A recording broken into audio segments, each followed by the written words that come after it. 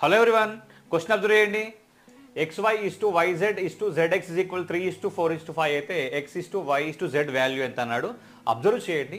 ఈ రెండింటి నుంచి మనం బాగా అబ్జర్వ్ చేస్తే y కట్ అయిపోతుంది, xz వాల్యూ వచ్చేస్తుంది. ఇప్పుడు xz వాల్యూ అంటే 3 is to 4, x is equal to 3, z is equal to 4. ఇక్కడ వరకు క్లారిటీ ఉంది.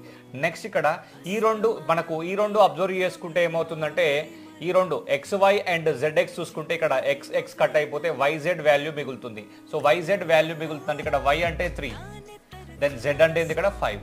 సో ఇక్కడ మూడింటిని మనం ఈక్వల్ చేసుకోవాలి. అంటే z ఒక దగ్గర 4 ఉంది, ఒక దగ్గర 5 ఉంది. సో ఇక్కడ పైన 5తో మల్టిప్లై చేయండి, ఇక్కడ మనము 4తో మల్టిప్లై చేద్దాం. అప్పుడు 4 5 20, 4 5 20, z వాల్యూ 20 అవుతుంది.